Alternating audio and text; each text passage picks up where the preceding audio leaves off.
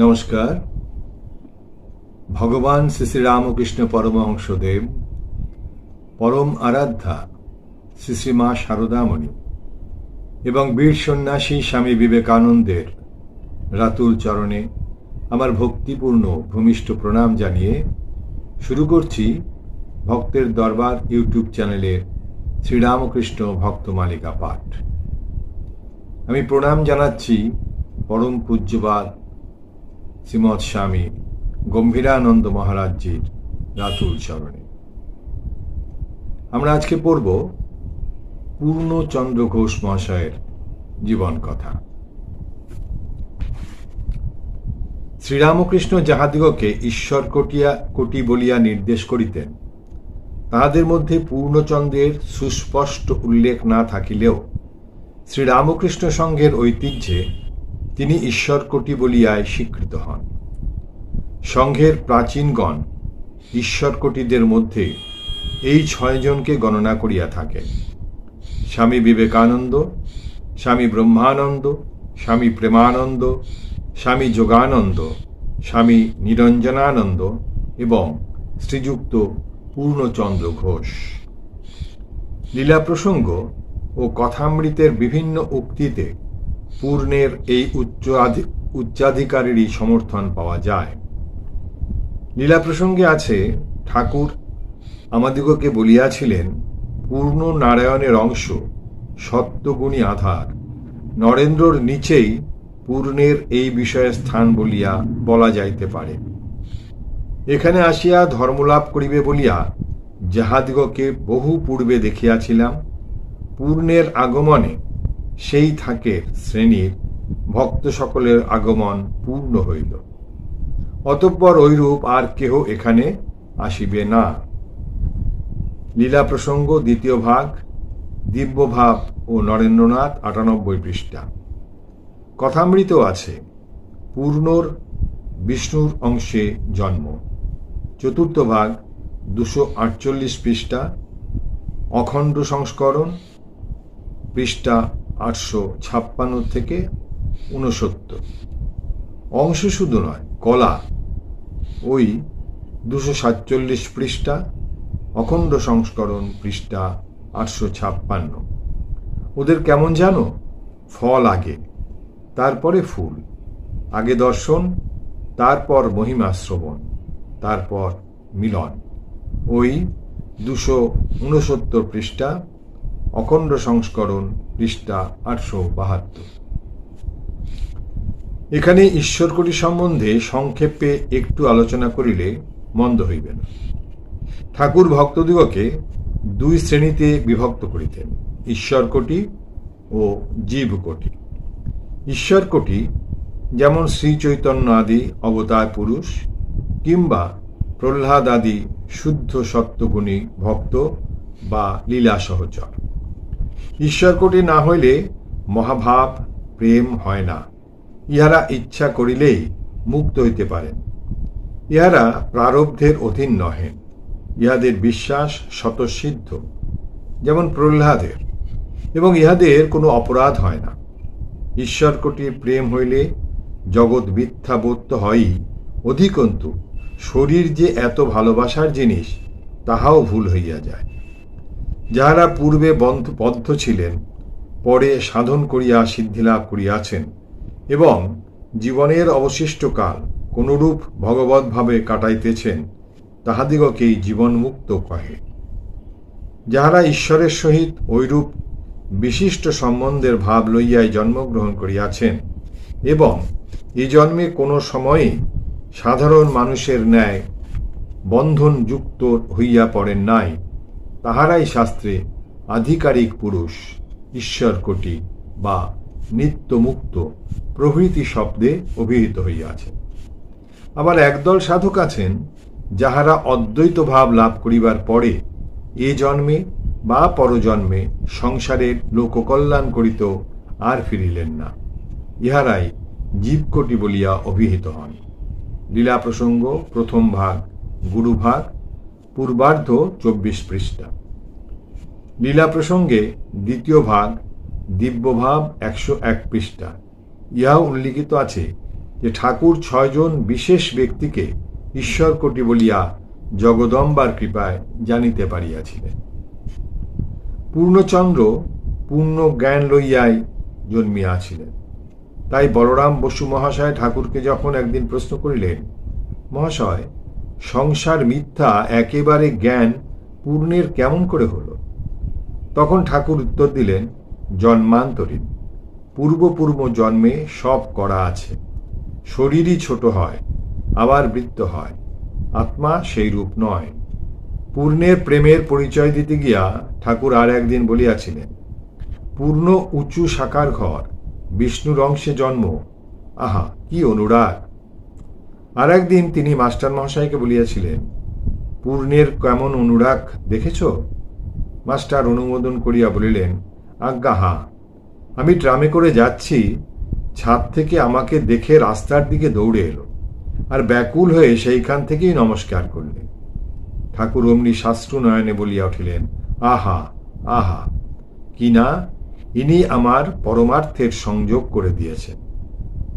ঈশ্বরের জন্য ব্যাকুল না হলে এরূপ হয় না। এ 3 জনের পুরুষ সত্তা, নরেন্দ্র, ছোট নরেন আর পূর্ণ। পূর্ণর যে অবস্থা, এতে হয় শীঘ্র দেহনাশ হবে, ঈশ্বর লাভ হলো, আর কেন, বা কিছুদিনের মধ্যে তেড়ে ফুড়ে বেরোবে। দৈব স্বভাব, দেবতার প্রকৃতি, এতে লোক ভয় কম থাকে। যদি গলায় মালা, গায়ে চন্দন, ধূপধুনার গন্ধ দেওয়া যায়, তাহলে সমাধি হয়ে যায়। যদি গলায় মালা, গায়ে চন্দন, ধূপধুমার গন্ধ দেওয়া যায়, তবে সমাধি হয়ে যায়। ঠিক বোধ হয়ে যায় যে অন্তরে নারায়ণ আছেন। নারায়ণ দেহ ধারণ করে এসেছেন। কথামৃত 4th ভাগ, 246-247 পৃষ্ঠা, অখণ্ড সংস্করণ 855। পূর্ণ আবার লীলা সহচর। ঠাকুর একদিন বলিয়াছিলেন, কেন পূর্ণ, নরেন্দ্র এদের এত ভালোবাসি? জগন্নাথের সঙ্গে মধুরভাবে আলিঙ্গন করতে গিয়ে হাত ভেঙে গেল। জানিয়ে দিলে, তুমি শরীর ধারণ করেছ, এখন নররূপের সঙ্গে সখ্য, বাৎসল্য, এই ভাব নিয়ে থাকো। উপরের উদ্ধৃতিতে পূর্ণচন্দ্রের জীবনের 2টি বিশেষ ঘটনার উল্লেখ আছে। প্রথম, মাস্টার মহাশয়ের সাহায্যে তাহার শ্রীরামকৃষ্ণের সহিত মিলন, এবং দ্বিতীয়, শ্রীরামকৃষ্ণের তাহাকে সাদরে গ্রহণ। অধুনা আমরা ওই 2 ঘটনারই বিস্তৃত আলোচনায় অগ্রসর হইব। পূর্ণ যখন ঠাকুরের নিকট প্রথম আগমন করেন, তখন তাহার বয়স 13 বৎসর হইবে। ওই সময় তিনি বিদ্যাসাগর মহাশয়ের প্রতিষ্ঠিত মেট্রোপলিটন বিদ্যালয়ের শ্যামবাজার শাখায় 3য় শ্রেণীতে পড়িতেন। বিদ্যালয়ের প্রধান শিক্ষক মহেন্দ্রগুপ্ত মহাশয় ইতপূর্বেই বহু ভক্তিমান বিদ্যার্থীকে শ্রীরামকৃষ্ণ চরণে আনয়নপূর্বক ছেলেধরা মাস্টার খ্যাতি অর্জন করিয়াছেন। এখন পূর্ণচন্দ্রের মিষ্ট ভাষা, সুন্দর মধুর স্বভাব, উজ্জ্বল নয়ন, সুঠাম দেহ ও উজ্জ্বল শ্যামকান্তি দর্শনে তাহার প্রতিও আকৃষ্ট হইলেন। অধিকন্তু আলাপ করিয়া যখন জানিলেন যে বালক আবাল্য ভগবত ভক্ত, তখন তাহাকে শ্রীচৈতন্য চরিতামৃত পাঠের উপদেশ দিলেন এবং একান্তে ডাকিয়া নানা ধর্মকথা শুনাইতে লাগিলেন। অবশেষে ক্ষেত্র প্রস্তুত দেখিয়া একদিন বলিলেন, চৈতন্যদেবের মতো একজনকে যদি দেখতে চাও, তবে আমার সঙ্গে চলো। পূর্ণচন্দ্রের মন তো ইহারই জন্য আকুল, অতএব তিনি সাগ্রহে সম্মত হইলেন। কিন্তু পরক্ষণেই প্রশ্ন করিয়া যখন জানিলেন যে সেই মহাপুরুষ দক্ষিণেশ্বরের কালীবাড়িতে থাকেন এবং সেখানে যাতায়াতে প্রায় সমস্ত দিন কাটিয়া যাইবে, তখন তিনি অতীব চিন্তিত হইলেন। কারণ পূর্ণচন্দ্রের পিতা রায়বাহাদুর দীননাথ ঘোষ মহাশয় ভারত সরকারের রাজস্ব বিভাগে উচ্চ পদে অধিষ্ঠিত ছিলেন এবং পারিবারিক সুশৃঙ্খলার প্রতি তাহার দৃষ্টি ছিল। আভিজাত্যের গৌরবও তাহার কম ছিল না, কারণ শিমুলিয়ার প্রসিদ্ধ ঘোষ বংশে জন্মগ্রহণ করায় এবং রাজ সরকারের সম্মান লাভ হওয়ায় তিনি তদানীন্তন কলকাতা সমাজে স্বনামধন্য লোকদের মধ্যে অন্যতম ছিলেন।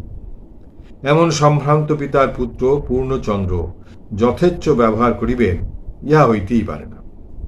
পূর্ণ পিতার এই মনোভাব জানিতেন বলিয়াই চিন্তাকুল হইলেন। পরে তাহার স্মরণ হইল যে দক্ষিণেশ্বরে তাহার একজন আত্মীয় আছেন, তাহাকে অবলম্বন করিয়া সেখানে যাওয়া চলে। প্রয়োজন স্থলে ভাবী বিপদ হইতে আত্মরক্ষার উপায় উদ্ভাবিত হইয়া গেলে ফাল্গুন মাসের এক শুভ দিনে মাস্টার মহাশয়ের সহিত গাড়ি করিয়া তিনি শ্রীরামকৃষ্ণ স্বামীকে উপনীত হইলেন। সুবৃহৎ দেবালয় দর্শনে মুগ্ধ এবং দিব্য পুরুষের সাক্ষাৎকার লাভে চরিতার্থ পূর্ণচন্দ্র ভক্তি বিহ্বল চিত্রে পরমহংসদেবের শ্রীচরণে দণ্ডবৎ পতিত হইলেন। জগদম্বা এই উচ্চকোটি ভক্তটির আগমনের কথা ঠাকুরকে পূর্বেই জানাইয়া রাখিয়াছিলেন। এখন তিনি তাহাকে সাদরে আপনার নিকটে বসাইয়া ফল মিষ্টি খাওয়াইলেন। এদিকে স্নেহমুগ্ধ পূর্ণচন্দ্র চিত্রপুত্তলিকার ন্যায় বসিয়া নীরবে এক দৃষ্টে সেই সৌম্য শান্ত মাধুর্য ঘন প্রেমময় মহাপুরুষকে দেখিতে লাগিলেন। তাহার চিত্তে কি তখন অকস্মাৎ পূর্বস্মৃতি জাগিয়া তাহাকে অতীন্দ্রিয় ভাবরাজ্যে লইয়া গেল এবং এই লোকোত্তর মহামানবের সহিত তাহার দিব্য সম্বন্ধ জানাইয়া দিল। নিবিষ্টবাণে দেখিতে দেখিতে তিনি অলৌকিক আনন্দে বিভোর হইলেন এবং তাহার নয়নদ্বয় হইতে প্রেমাশ্রু বিগলিত হইয়া কপোলদ্বয় ভাসাইয়া দিল। সে অপার্থিব লীলায় চমৎকৃত মাস্টার কিয়ৎক্ষণ সতৃষ্ণ নয়নে উহা নিরীক্ষণ করিলেন এবং অবশেষে পূর্ণকে জানাইয়া দিলেন যে গৃহে ফুরিবার সময় হইয়াছে। প্রত্যাগমনের জন্য পূর্ণ সুপ্তোত্থিতবৎ উঠিয়া দাঁড়াইলে ঠাকুর জননীর ন্যায় তাহার চিবুক ধরিয়া স্নেহার্দ্র স্বরে বলিলেন, তোর যখন সুবিধা হবে চলে আসবি, গাড়ি ভাড়া এখান থেকে নিবি।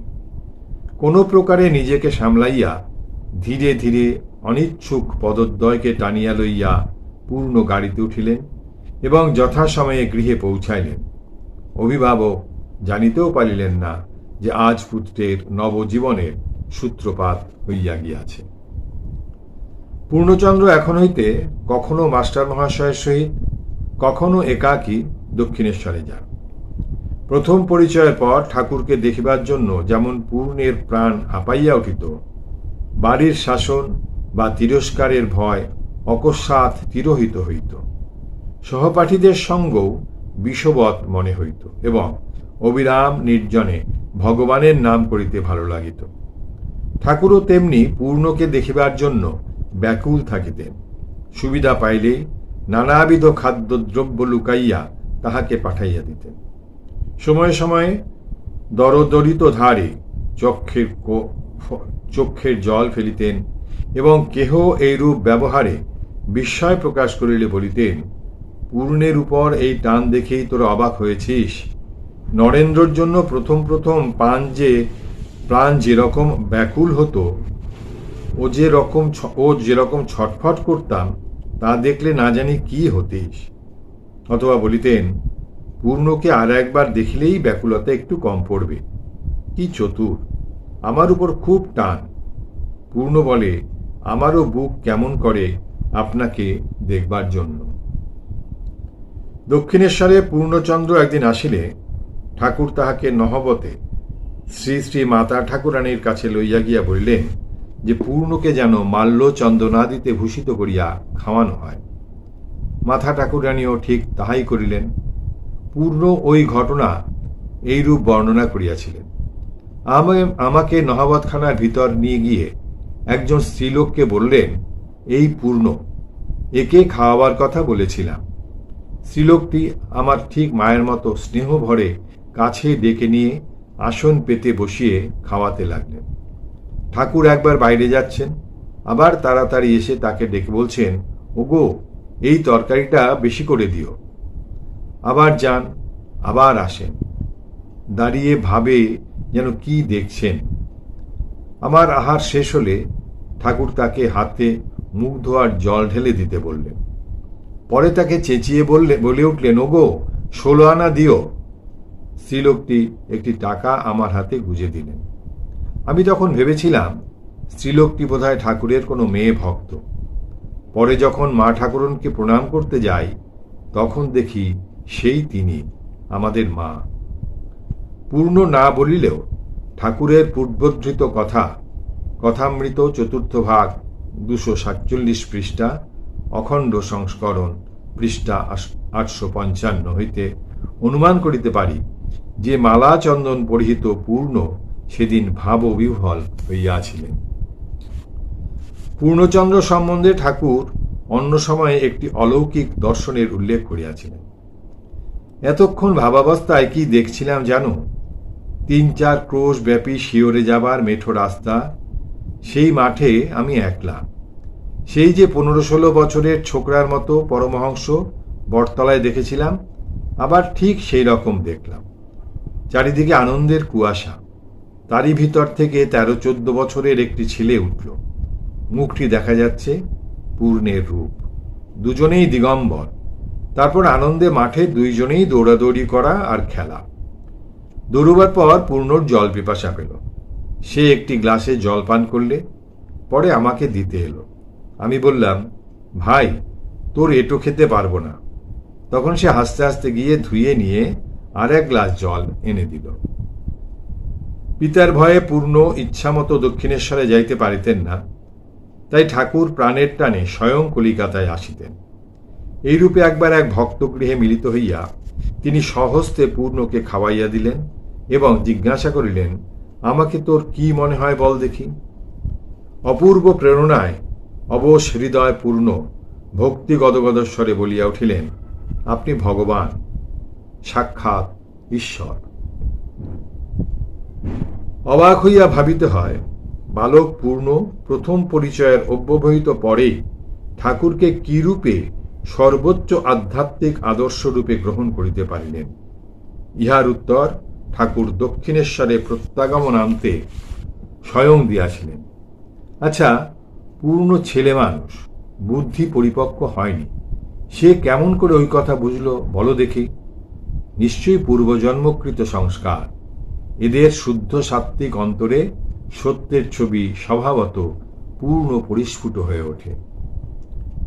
একদিন বলরাম মন্দিরে পূর্ণকে নিজ সকাশে ডাকাইয়া শ্রীরামকৃষ্ণ জিজ্ঞাসা করিলেন, স্বপ্নে কি দেখিস? পূর্ণ উত্তর দিলেন, আগে আপনাকে দেখেছি। বসে আছেন, কি বলছেন? ঠাকুর শুনিয়া সোৎসাহে বলিলেন, খুব ভালো, তোর উন্নতি হবে, তোর উপর আমার টান আছে। এক রাত্রে পূর্ণচন্দ্র প্রাঠ গৃহে বসিয়া একাকী পড়িতেছেন। সহসা মাস্টার আসিয়া জানালার সম্মুখে দাঁড়াইলেন। অমনি পূর্ণচন্দ্র বাহিরে আসিলে মাস্টার মৃদুস্বরে বলিলেন, ঠাকুর শ্যামপুকুরের রাস্তার মোড়ে তোমার জন্য অপেক্ষা করছেন, সঙ্গে এসো। পূর্ণচন্দ্র কর্নওয়ালিস স্ট্রিটের উপর বাস করিতেন। সেখান হইতে মাস্টারের সহিত শ্যামপুকুর ও কর্নওয়ালিস স্ট্রিটের মোড়ে উপস্থিত হইলে তথায় অপেক্ষারত ঠাকুর তাহাকে আলিঙ্গন করিয়া স্নেহার্দ্র কণ্ঠে বলিলেন, তোর জন্য সন্দেশ এনেছি, তুই খা। এই বলিয়া মুখে তুলিয়া দিলেন। পরে 3 জনে পল্লীর মধ্যে মাস্টারের গৃহে গেলেন এবং ঠাকুর সেখানে পূর্ণকে সাধন সম্বন্ধে নানা উপদেশ দিলেন। অপর একদিন দেবেন্দ্র মজুমদারের হাতে পূর্ণের জন্য কয়েকটি আম পাঠাইয়া ঠাকুর বলিলেন যে তাহাকে খাওয়াইলে 1,00,000 ব্রাহ্মণ ভোজনের ফল হইবে। আর একদিন মাস্টারের সহিত কথা প্রসঙ্গে ঠাকুর জানিতে চাহিলেন যে দক্ষিণেশ্বর যাতায়াতের পর পূর্ণের কোনো উন্নতি হইতেছে কিনা। মাস্টার কহিলেন, সে 4-5 দিন ধরে বলছে ঈশ্বর চিন্তা করতে গেলে আর তার নাম করতে গেলে চোখ দিয়ে জল পড়ে, রোমাঞ্চ এইসব হয়। অতঃপর ঠাকুর বলিলেন, খুব আধার, তা না হলে ওর জন্য জপ করিয়ে নিলে, ও তো ওইসব কথা জানে না। আবার সহসা জিজ্ঞাসা করলেন, আচ্ছা, পূর্ণর অবস্থা কিরকম দেখছ? ভাবটাপ হয় কি? মাস্টার যখন জানাইলেন যে বাহিরে ওইরূপ কোনো প্রকাশ দেখেন নাই, তখন ঠাকুর কহিলেন, বাইরে তার ভাব তো হবে না, তার আকর আলাদা, আর লক্ষণ সব ভালো। পূর্ণ বিদ্যালয় হইতে পলাইয়া দক্ষিণেশ্বরে যান। এবং ইহাতে প্রধান শিক্ষকের সমর্থন আছে। এ সংবাদ অভিভাবকের অবিদিত রহিল না, সুতরাং বিদ্যালয় পরিবর্তিত হইল। তথাপি দেখা গেল যে অন্য সর্ব বিষয়ে পিতার বাধ্য হইলেও ঠাকুরের কলিকাতায় আগমনের সুযোগে পূর্ণ অতি সঙ্গোপনে তাহার সহিত মিলিত হন এবং স্বগৃহে পূর্ববৎ সাধনায় রত থাকেন। অধিকন্তু ঠাকুরের দেহত্যাগের পরে যুবক ভক্তদিগকে সন্ন্যাসী সাজিতে দেখিয়া পিতার মনে ভয়ের সঞ্চার হইল। কাজেই অপরিণত বয়সেই পুত্রের উদ্বাহ বন্ধনের আয়োজন করিতে লাগিল। ঠাকুরের দেহত্যাগের 2 বৎসর পরে 16 বৎসর বয়সে একরকম জোর করিয়াই তাহাকে গৃহস্থ সাজানো হইল। যথাকালে ভারত সরকারের অধীনে চাকরির ব্যবস্থাও হইয়া গেল। পূর্ণ এখন পুরা সংসারী। স্বভাবত গম্ভীর প্রকৃতি পূর্ণের আধ্যাত্ম বিকাশের পথ সহসা সংকীর্ণতর হইয়া পড়িল।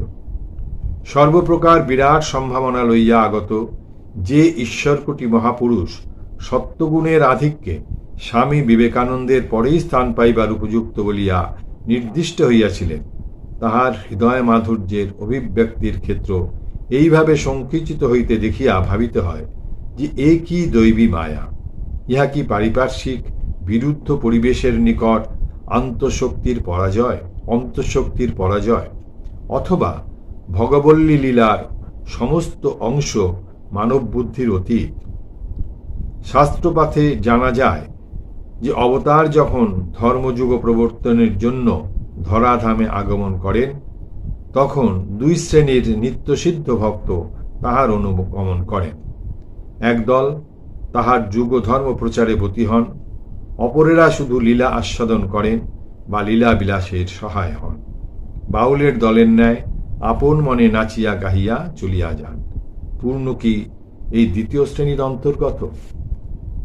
সে যাহাই হোক, পূর্ণের পরবর্তী জীবন ভক্তের নিকট যেমন উপভোগ্য, সৎ গৃহস্থের নিকট তেমনি শিক্ষাপ্রদ।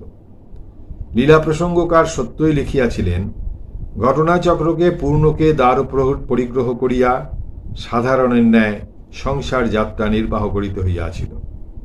কিন্তু তাহার সহিত ঘনিষ্ঠ সম্বন্ধে যাহারা সম্বন্ধ হইয়াছিল, তাহারা সকলেই তাহার অলৌকিক বিশ্বাস, ঈশ্বর নির্ভরতা, সাধন প্রিয়তা ও সর্বপ্রকার আত্মত্যাগের সম্বন্ধে এক বাক্যে সাক্ষ্য প্রদান করিয়া থাকে।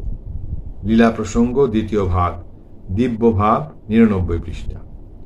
তাহার দেহত্যাগের সংবাদ ঘোষণা করিতে গিয়া উদ্বোধন সম্পাদকও লিখিয়াছেন, উদ্বোধন পৌষ 1320, সন্ন্যাস প্রবণ অন্তর লইয়া জন্ম পরিগ্রহ করিয়া বিপাকে যাহাদিওকে সংসার করিতে হয়, গার্হস্থ্য জীবনে তাহারা কখনো সুখ লাভে সমর্থ হন না। ঈশ্বরের অচিন্ত ইচ্ছায় শ্রীযুক্ত পূর্ণচন্দ্রকে তাহাই করিতে হইয়াছিল এবং ফলও তদনুরূপ হইয়াছিল। সমগ্র চিত্তবৃত্তি ঈশ্বরে অর্পণ করিয়া নিরন্তর অবস্থান করিতে পারিতেছেন না বলিয়া আজীবন তিনি যেন সকলের নিকট অপ্রতিভ ও কুণ্ঠিত হইয়া থাকিতেন। পূর্ণচন্দ্র সরকার বাহাদুরের অর্থ বিভাগের কর্মচারী ছিলেন। সেজন্য বৎসরে অর্ধেক সময় তাহাকে সিমলা শৈলে থাকিতে হইত। ভারত রাজধানী দিল্লিতে স্থানান্তরিত হইবার সঙ্গে পূর্ণচন্দ্রের কর্মস্থল তথায় চলিয়া যায়। দিল্লিতে অবস্থানের কাল হইতে তাহার জ্বর হইতে থাকে এবং সিমলা শৈলের বিশুদ্ধ স্নিগ্ধ বায়ু সেবনেও সে জ্বরের হ্রাস না হইয়া দিন দিন উহা বৃদ্ধি পাইতে থাকে। সিমলা হইতে তাহাকে কলিকাতায় আনা হয়। এখানে তিনি প্রায় 6 মাস শয্যাগত থাকিয়া দেহত্যাগ করেন। অন্তরে সন্ন্যাসী পূর্ণচন্দ্র এই সময় সহধর্মিণীকে চিন্তিতা দেখিয়া বলিয়াছিলেন, আমরা কি সংসারের অন্য লোকের ন্যায়? আমরা যে সর্বতোভাবে ঠাকুরের। আমার জন্মিবার পূর্বে যিনি তোমাদের আহার দিয়া রক্ষা করেছেন, আমার মৃত্যু হলে তিনিই তোমাদের রক্ষা করবেন, দেখবেন। অশেষ রোগযন্ত্রণার মধ্যেও তাহার দেহ মনে একটা অপূর্ব শান্তি বিরাজিত থাকিত। তিনি বলিতেন যে তাহার শয্যাপার্শ্বে শ্রীরামকৃষ্ণদেব সর্বদা বসিয়া আছেন। গৃহস্থ জীবনের কর্তব্য তিনি যথাবিহিত সম্পাদন করিয়াছিলেন। পুত্রকন্যাদের শিক্ষা ও লালন পালন, কন্যাদিগকে সৎপাত্রে দান, বন্ধুবান্ধবদের যথোচিত সাহায্য ও সম্বর্ধনা এবং কনিষ্ঠ ভ্রাতাদের স্নেহ ইত্যাদি সমস্ত বিষয়ে তিনি নিখুঁতভাবে করিয়া গিয়াছেন। কিন্তু আশ্চর্যের বিষয় এই যে বহুরূপে কার্যে ব্যাপৃত থাকিয়াও তিনি শ্রীরামকৃষ্ণ বা গুরুভ্রাতাদিগকে ভুলেন নাই। শ্রীযুক্ত কুমুদবন্ধু সেন লিখিয়াছেন, কি প্রাতঃকালে কি সন্ধ্যাকালে ঘণ্টার পর ঘণ্টা একসঙ্গে থাকিয়া দেখিয়াছি তিনি শ্রী শ্রী ঠাকুরের প্রসঙ্গ লইয়াই থাকিতেন। আবার অধিকাংশ সময়ে তিনি গম্ভীরভাবে শ্রোতার মতো থাকিতেন। মাঝে মাঝে দুই একটি কথা বলিয়া প্রসঙ্গের মাধুর্য বৃদ্ধি করিতেন। কলিকাতায় অবস্থানকালে পূর্ণবাবু প্রতি রবিবারে বেলুর মঠে যাইতেন। সেখানে প্রায়ই একাকী বসিয়া হাসি মুখে চুরুট টানিতেন। মাঝে মাঝে কাহারও সহিত দুই একটি বাক্যালাপ করিতেন, তাও ভাষা ভাষা। লক্ষ্য করিলে দেখা যাইত যেন অন্তর্মুখভাবে বসিয়া আছে। তাহার বাড়িতে অধিকাংশ যাহারা আসিতেন তাহারা ঠাকুরের ভক্ত। শ্রীযুক্ত মাস্টার মহাশয় অনেক যুবক ছাত্র ভক্তকে তাহার নিকট পাঠাইয়া দিতেন এবং পূর্ণবাবু তাহাদের সহিত আলাপ পরিচয় করিতে বিশেষ ভালোবাসিতেন। বিশেষ যেসব যুবক সংসার ত্যাগ করিয়া শ্রীরামকৃষ্ণ মঠে সন্ন্যাসী হইবার জন্য দৃঢ়চিত্ত হইতেন, তাহাদের দেখিলে তাহার আনন্দের সীমা থাকিত না। উদ্বোধন 1354, 361 পৃষ্ঠা। শ্রী শ্রী ঠাকুরের অন্তরঙ্গ সন্ন্যাসী সন্তানগণ পূর্ণবাবুকে বিশেষ শ্রদ্ধা করিতেন এবং নবাগতদের নিকট তাহার পরিচয় প্রদানকালে পূর্ব কথা স্মরণ করিয়া অভিভূত হইয়া পড়িতেন। স্বামীজির আমেরিকা বিজয়ের সংবাদে যখন দেশ উল্লসিত, তখন পূর্ণবাবু প্রত্যহ অপরাহ্নে বলরাম মন্দিরে যাইয়া সংবাদপত্রগুলির খবর স্বামী ব্রহ্মানন্দ প্রভৃতিকে সাগ্রহে শুনাইতেন এবং তাহারাও স্বামীজির পত্রাদি তাহাকে পড়িয়া শুনাইতেন। ওই প্রসঙ্গে পূর্ণবাবু হয়তো কিছু বলিতেছেন, এমন সময় অপর কেহ ব্যস্ত হইয়া নিজ বক্তব্য পেশ করিতে চাহিলেন। অমনি মহারাজ প্রভৃতি বাধা দিয়া কহিলেন, পূর্ণ যখন কথা বলবে তোমরা চুপ করে শুনবে। 1897 খ্রিস্টাব্দে স্বামীজি কলকাতায় ফিরিলে তাহাকে যখন শোভাযাত্রা সহকারে লইয়া যাওয়া হইতেছিল, তখন তিনি কর্নওয়ালি স্ট্রিটে পূর্ণবাবুর গৃহস্থের সম্মুখে গাড়ি থামাইয়া পূর্ণবাবুকে ডাকিতে স্বামী ত্রিগুণাতীতানন্দকে পাঠাইলেন।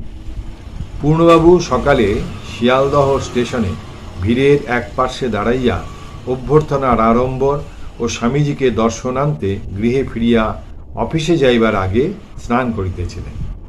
স্বামীজির আহ্বানে ওই অবস্থায় বাহিরে আসিলে স্বামীজি সাদর সম্ভাষণ জানাইয়া তাহাকে বিদায় দিলেন। দিল্লি ও সিমলায় থাকাকালেও তিনি গুরুভ্রাতাদের সহিত যোগাযোগ রাখিতেন। স্বামী তুরীয়ানন্দ একবার কাশ্মীর ভ্রমণান্তে তাহার সিমলার বাড়িতে অতিথি হইয়াছিলেন। এতদ্ব্যতীত অপর অনেকেও তথায় গিয়াছিলেন এবং অনেকের সহিত তাহার পত্রালাপ ছিল। কাহাকেও অর্থাদির দ্বারা তিনি সাহায্য করিতেন।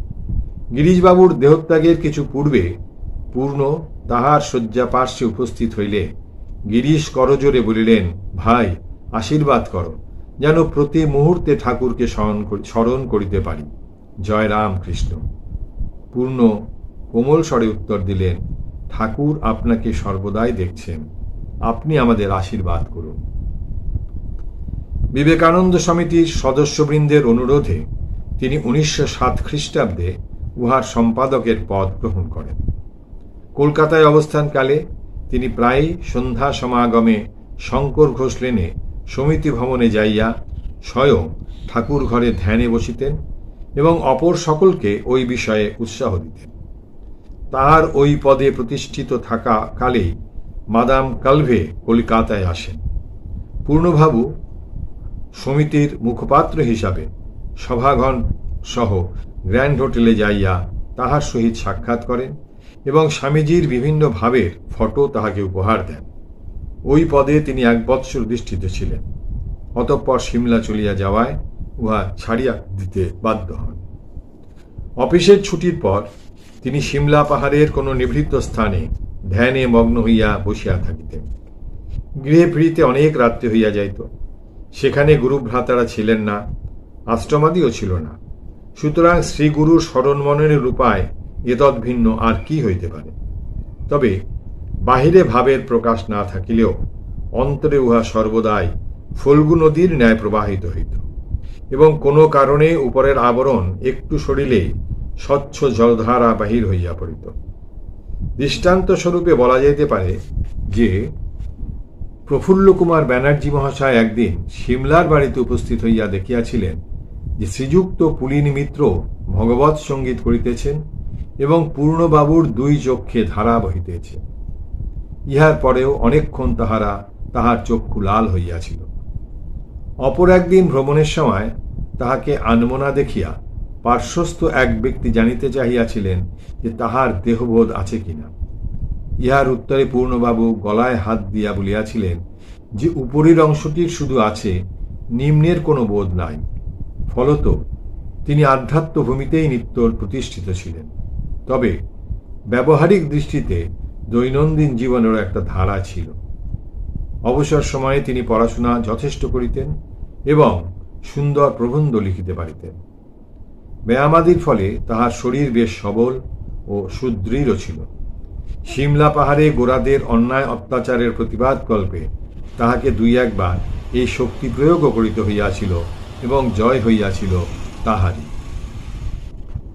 ৩৫-৩৬ বৎসর বয়সে কঠিন রোগে পূর্ণবাবুর জীবন সংশয় উপস্থিত হইলে স্বামী প্রেমানন্দ তাহার শয্যাপার্শ্বে বসিয়া এক দিব্য ভাবে আবিষ্ট হন। তদবধি রোগের গতি পরিবর্তিত হইতে থাকে এবং তিনি শীঘ্রই সুস্থ হন। প্রেমানন্দ মহারাজ পরে বলিয়াছিলেন, ছেলেমেয়েরা খুব কম বয়সী বলে ঠাকুর ওর পরমায়ু বাড়িয়ে দিলেন। পূর্ণ দেশপ্রেমিক ছিলেন এবং স্বাধীনতা সংগ্রামের মর্যাদা বুঝিতেন। যাহারা দেশের জন্য কারাবরণ করিতেন তিনি তাহাদিগকে সন্ন্যাসীর তুল্য মনে করিতেন। তাহার আরেকটি সদ্গুণ ছিল দোষ দর্শন না করিয়া গুণগ্রাহী হওয়া।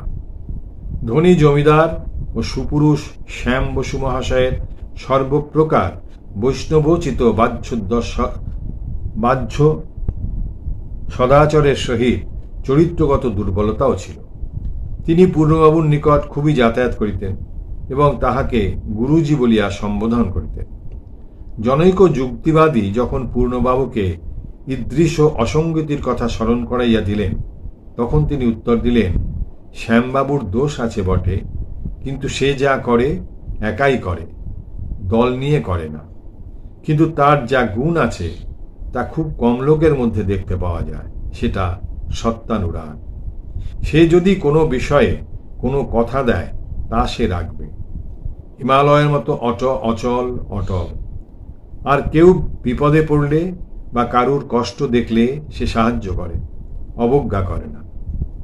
পূর্ণবাবুর সাহচর্যে এই গুণরাশি বর্ধিত হইয়া শ্যামবাবুর চরিত্রে অপূর্ব পরিবর্তন আনিয়াছিল এবং তাহাকে শ্রীরামকৃষ্ণের প্রতি অধিকতর আকৃষ্ট করিয়াছিল। পূর্ণবাবু সম্বন্ধে ঠাকুর বলিয়াছিলেন, পূর্ণ অল্প বয়সে দেহত্যাগ করবে, তা না হলে সন্ন্যাস নিয়ে সংসার ত্যাগ করবে। ওকে যদি সংসারে আবদ্ধ করা হয় ওর বেশি দিন দেহ থাকবে না। ১৩২০ বঙ্গাব্দের কার্তিক সংক্রান্তি ৩০ কার্তিক ১৬ই নভেম্বর ১৯১৩ রাত্রি ১০ ঘটিকার সময় তিনি মাত্র ৪২-৪৩ বৎসর বয়সে দেহ রক্ষা করেন। উহার ১ বৎসর পূর্ব হইতে জ্বরে ভুগিয়া তাহার শরীর অতি জীর্ণ শীর্ণ হইয়া যায় এবং তিনি শয্যাগ্রহণ করিতে বাধ্য হন। ওই সময়ে তাহার অফিসের অধস্তন কর্মচারী আশুবাবু একদিন তাহার রোগক্লিষ্ট দেহ দেখিয়া আক্ষেপ সহকারে বলেন, ঠাকুর যদি এখন থাকতেন তাহলে আপনার এই অবস্থায় তিনি কি করতেন? এই কথা শুনিয়াই পূর্ণবাবু বিছানায় উঠিয়া বসিলেন এবং আশুবাবুর উপর তাহার জ্বলন্ত দুইটি বড় বড় চক্ষু রাখিয়া সতেজে বলিলেন, তিনি গেছেন কোথায়? অপ্রস্তুত আশুবাবু তাড়াতাড়ি তাহাকে ধরিয়া শোয়াইয়া দিলে তিনি একটু শান্ত হইয়া মৃদু কণ্ঠে বলিলেন, দেখুন, কাল রাত্রে প্রস্রাব করতে বারান্দায় কোনো রকমের দেয়াল ধরে ধরে গেছিলাম। ঘরে অবশ্য লোক থাকে, কিন্তু সে ঘুমিয়েছিল বলে তাকে আর জাগায়নি। একাই ওইভাবে বারান্দায় যাই, কিন্তু ফেরার সময় উঠে দাঁড়াতেই মাথাটা ঘুরে গেল, আর একটু হলেই পড়ে যেতাম। ঠিক সেই সময় ঠাকুর এসে আমায় ধরে এনে বিছানায় শুইয়ে দিয়ে গেলেন। দেহত্যাগ তাহার অতি শান্তভাবেই হইয়াছিল।